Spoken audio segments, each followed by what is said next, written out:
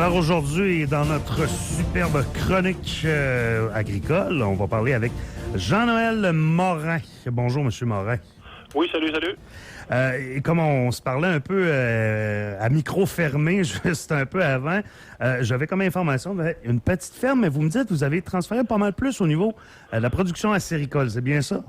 Oui, en fait, moi, je fais du sirop d'érable. Ça fait une quarantaine d'années que je fais du sirop d'érable, mais on a vendu du sirop d'érable en baril pendant une trentaine d'années. Mm-hmm. Puis depuis une quinzaine d'années, j'ai pris goût à la transformation. Puis présentement, on transforme la totalité de notre récolte de sirop d'érable en divers produits, des sauces barbecue Saint-Zacharie. Mm-hmm. Vous avez sûrement vu ça. Oui. On a une gamme d'épices, puis...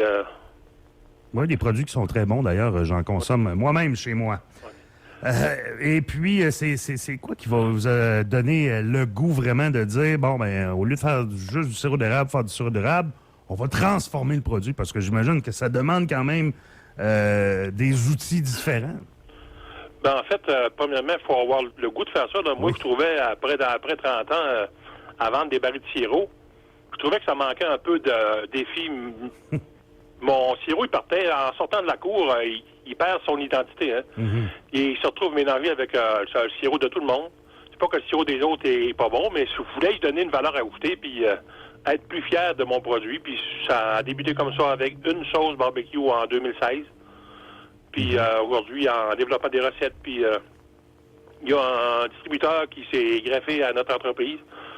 Aujourd'hui, on a 14 sauces barbecue différentes. On a 15 épices barbecue à l'érable qui contiennent du sucre d'érable. On a 3 sauces piquantes. C'est une passion, hein? Oui. Et comme vous dites, ça fait une quarantaine d'années que vous travaillez là-dedans. J'imagine que vous avez une dent sucrée? Pas tant que ça. Peut-être un peu, mais pas... non, c'est pas ça qui... mais c'est plus le goût de l'érable. J'adore tout ce qui goûte l'érable, mais qui goûte l'érable pour vrai, là, ça prend un certain minimum de sirop d'érable dans peu importe le produit, là, pour avoir le goût authentique de l'érable. Souvent, il y a des gens, comme vous le dites, là, vous le mettez dans les produits, mais souvent, moi, je cuisine beaucoup également avec le sirop d'érable. Au lieu de mettre du sucre, on peut remplacer par le sirop d'érable. Oui, le sucre blanc, c'est moins à la mode aujourd'hui. Là. Nous autres, on remplace le plus possible par du sucre d'érable ou du sirop d'érable pur. Puis ça donne une valeur ajoutée. Puis quelque part, il faut être fier de ce qu'on produit nous autres mêmes ici en Beauce. Puis sirop d'érable, c'est un produit d'ici qui fait travailler du monde d'ici. Puis je pense que moi, je suis fier de pousser le produit un peu plus que de vendre des barils. Et parlez-moi de votre cabane à sucre. Là. Vous avez combien d'entailles? À quelle grosseur qu'on non, on a à peu près 17 000 entailles, puis on transforme tout, c'est ça. On est là depuis écoutez ça, j'avais 23 ans. En 86, je pense, on a commencé jeune. Mais quand même, à 23 ans, de dire on se lance là-dedans, on se lance en affaires dans le sirop d'érable. Et c'est votre seul métier, là, vous faites ça tout le temps. Là. Oui, ben j'ai eu quelques métiers au courant de ma vie. On a eu des animaux à veuf pendant à peu près 20 ans. Okay. On a fait des légumes. On a participé beaucoup au marché public à partir de 2006 pour se faire connaître. Puis petit à petit, les produits se développaient. Puis en fait, moi, à 23 ans, j'ai acheté une érablière parce que j'étais capable d'en faire pour les autres. Puis je me suis dit, si je suis capable d'en faire pour un autre, je suis capable d'en faire dans une érablière qui va m'appartenir. En effet. C'est plus valorisant. Ah oui, c'est sûr que c'est nos produits, c'est le fun. Et comme vous l'avez dit, vous avez une fierté maintenant de prendre votre produit et le transformer et en faire des recettes et en faire des produits qui sont vraiment agréables pour les gens, là, puis qui c'est reconnu parce que c'est le vôtre. Oui, ben en fait, puis c'est quand même une fierté quand on sait qu'on est distribué à grandeur du Québec puis que nos produits se retrouvent sur les grandes chaînes d'alimentation. Là. Puis on s'est démarqué avec une gamme de produits qui a beaucoup de sirop d'érable, ce qu'il n'y a pas nécessairement ailleurs. Puis on voulait se démarquer. On a pris un risque parce qu'étant donné que la bouteille contient 50 de sirop d'érable, elle va se vendre un petit peu plus cher qu'une autre. Mais on a pris des risques, puis on a eu une belle réponse de la population. Puis on file. D'ailleurs, on est dans notre 3e agrandissement ici en 10 ans. Là. Et vous êtes situé à quel endroit, vous? À Saint-Zacharie. De là, le nom des sauces Saint-Zacharie. Oui, c'est ce que j'avais compris, mais j'étais juste pour faire ça. Mais justement, la différence, exemple, là, pour les produits en baril versus ce que vous faites, là. Tu sais, souvent, on va faire le sirop d'érable, on arrive, on met les produits, on envoie ça dans les barils, puis c'est parti. Mais là, vous, j'imagine que vous continuez, vous faites pas mal la transformation sur une saison complète. Oui, nous autres, on fait le sirop peut-être de fin février à aller jusqu'à la fin d'avril. Oui. Puis ensuite, le restant de l'année, on transforme chaque baril un par un. On les apporte ici à la ferme, puis on les transforme en différents produits, en sucre, en bonbons. Ça peut être en... Qu'est-ce qui prend le plus de sirop depuis 3-4 ans, là, c'est surtout les sauces barbecue, là, parce que quand tu dis qu'il y a 50% de la bouteille que c'est du sirop d'érable, là, ça vide un baril, c'est pas long. Hein? Effectivement, oui. C'est rendu une sauce à l'érable au barbecue, quasiment rendu là. Oui, ben c'est à cause que moi, étant producteur, en fait, je vais te dire où est-ce que cette idée-là est venue, parce que ça faisait 10 ans qu'on était en affaires dans un produit du terroir quand j'ai décidé de faire ma première sauce barbecue à l'érable. En fait, j'ai acheté une sauce barbecue à l'érable sur le commerce, là, sur le marché. Oui. J'ai été tellement déçu de ne pas retrouver autant le goût d'érable que ce que je m'attendais.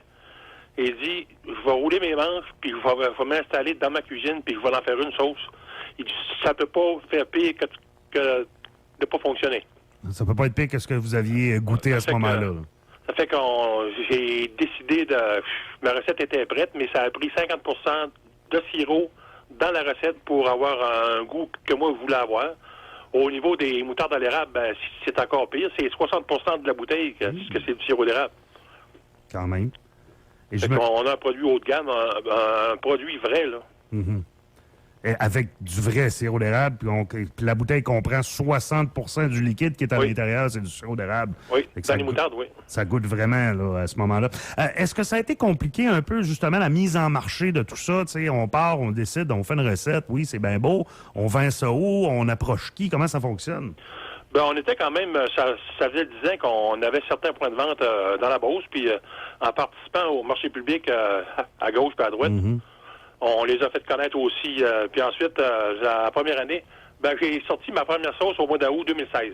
Okay. Puis dans le même mois, mon distributeur actuel nous a remarqué sur Facebook, là, comme tout le monde.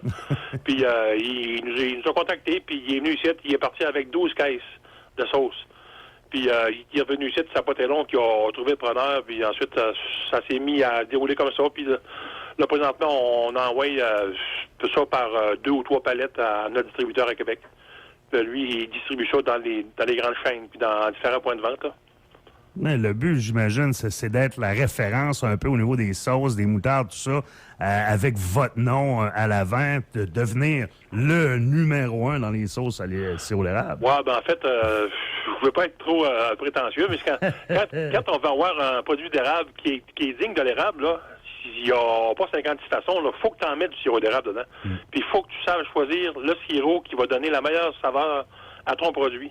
Parce que moi, je ne prends pas les barils un après l'autre. Là. Chaque baril, il y a une vocation, là, parce qu'on fait pas rien que du 2A dans une saison, puis on fait pas rien que du C. Là. On a différentes classes, puis je travaille avec les classes puis les différentes saveurs pour maximiser le goût de l'érable dans mes sauces. Ben oui, effectivement, parce que maintenant, on dit du clair, du foncé, ça goûte pas tout à fait la même chose. Là. Non, il y a différentes saveurs. C'est surtout moi qui travaille plus avec la saveur qu'avec la couleur. Là. Puis je pense que pas du contraire. À venir à date, ça a fonctionné très bien. En tout cas, moi, pour avoir goûté vos produits, je vous confirme que ça va très bien. Mais pour un message que je pourrais dire à ceux qui veulent se lancer, peu importe si ça c'est dans des sauces ou peu importe s'ils ont des rêves, là, qui foncent de l'avant, qui se lancent, puis faut juste pas aller trop vite. Faut juste laisser le temps au marché de voir si on a une place ou pas. Puis faut pas travailler en compétition avec les autres. Faut travailler en complément. C'est un très bon message. Effectivement, il faut prendre le temps. Il faut attendre. Des fois, ça peut prendre plusieurs mois, voire plusieurs années. Puis à un moment donné, ça débloque. C'est beaucoup de travail très acharné, j'imagine, que vous avez fait de votre côté. Il ne faut pas que la compétition nous fasse peur, hein, parce que la compétition, là, ça nous pousse à faire mieux. S'il n'y aurait pas de compétition, ben là, on aurait peut-être tendance à se laisser aller, mais là, avec des compétiteurs, ça nous pousse à faire mieux. Puis si l'autre, il nous dépasse, ben tu le regardes aller, puis tu te poses des questions, qu'est-ce que je fais pas bien, puis...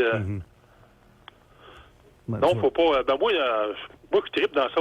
Moi, c'est une passion, ça fait que chaque matin, je me lève, puis je travaille pas, je pratique une passion. On l'entend juste dans votre discours, effectivement.